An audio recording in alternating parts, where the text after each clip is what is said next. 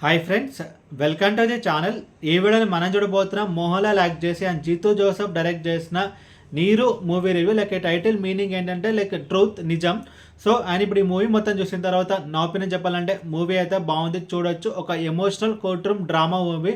And ఇప్పుడు మనం మోహన్లాల్ గారి మూవీస్ చూసుకుంటే కనుక లాస్ట్ కొన్ని మూవీస్ అయితే కొంచెం డిసప్పాయింట్ చేశారు. ఎలోన్ అనే మూవీ కానీ అండ్ 12th Man అనే మూవీ కానీ ఇలా కొంచెం డిసప్పాయింట్ అయితే చేశారు. బట్ ఈ మూవీ అలా కాదు. ఈ మూవీ అండ్ ఈ మూవీ అయితే ఒక బాక్స్ ఆఫీస్ విన్నర్. అండ్ ఇప్పుడు ఈ సినిమా స్టోరీ విషయానికి వస్తే ఈ మూవీ స్టార్టింగ్లో ఒక అమ్మాయి అయితే ఉంటుంది. సో ఆ అమ్మాయికి కళ్ళు అనేది కనపడదు. సో ఆ అమ్మాయి రేపుకు గురవుతుంది. సో అప్పుడు ఆ కేసు అనేది కోర్టుకి వెళ్తుంది. సో అప్పుడు వాళ్ళ అక్యూజ్ కూడా పట్టుకుంటారు.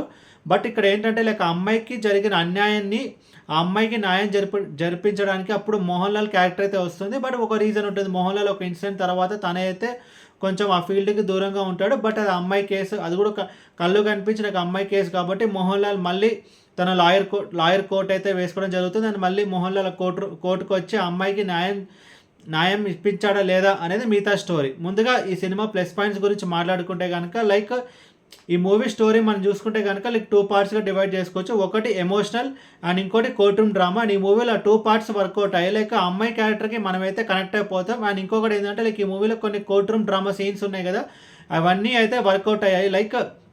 అండ్ ఇంకొక ప్లస్ పాయింట్ అంటే మూవీలో కొన్ని ట్విస్ట్ అండ్ టర్న్స్ అయితే యాడ్ చేశారు. అండ్ అది కూడా వర్కౌట్ అయ్యాయి. అండ్ ఇంకొకటి ఏంటంటే ఈ అమ్మాయికి కళ్ళు కనిపించావు కాబట్టి ఆ అమ్మాయికి తన మీద అత్యాచారం జరిగింది కాబట్టి ఆ అక్యూజ్ని ఎలా చెప్పాలి కదా ఇన్ఫర్మేషన్. సో అప్పుడు ఆ వచ్చే సీన్స్ కూడా బాగుంటుంది. సెన్స్ అండ్ టచ్ ఇలా కొన్ని ఫ్యాక్టర్స్ అయితే వీళ్ళు తీసుకోవడం జరిగింది. అండ్ అది కూడా బాగుంది. అండ్ యాక్టర్స్ పర్ఫార్మెన్స్ విషయానికి వస్తే మోహన్లాల్ గురించి నేను చెప్పాల్సిన అవసరం లేదు. ఇండియాలో one of the best actors. As usual తన బెస్ట్ అయితే ఇచ్చాడు. అండ్ ప్రియమణి కానీ అండ్ సిద్దిక్ కానీ అండ్ ఆ అమ్మాయి కానీ ఈచ్ అండ్ కళ్ళు కనిపించే అమ్మాయి ఉంటుంది. So each and every person వాళ్ళ రోల్స్ తగ్గట్టు బాగా చేస్తారు. అండ్ ఇంకోటి ఏంటంటే కోర్ట్ రూమ్ డ్రామాలో మోహన్లాల్ అండ్ సిద్దిక్ ఏంటంటే మోహన్లాల్కి ఆపోజిట్ క్యారెక్టర్. వాళ్ళిద్దరి మధ్యలో వచ్చే సీన్స్ కూడా బాగున్నాయి. అండ్ టెక్నికల్ డిపార్ట్మెంట్స్ విషయానికి వస్తే బ్యాక్గ్రౌండ్ స్కోర్ బాగుంది అండ్ సినిమాటోగ్రఫీ బాగుంది.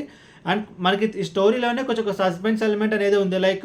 అతను తప్పు అక్యూజ్ ఉన్నాడు కదా, అతను తప్పు చేశాడా లేదా, ఒకవేళ తప్పు చేస్తే ఎలా ప్రూవ్ చేస్తారని చెప్పి ఇలా కొన్ని ఎలిమెంట్స్ అయితే ఉన్నాయి. సో ఆ ఎలిమెంట్స్ కూడా అయితే వర్కౌట్ అయ్యి ఒక టెన్షన్, ఒక సస్పెన్స్ అయితే బిల్డప్ అయింది. సో అది కూడా వర్కౌట్ అయింది.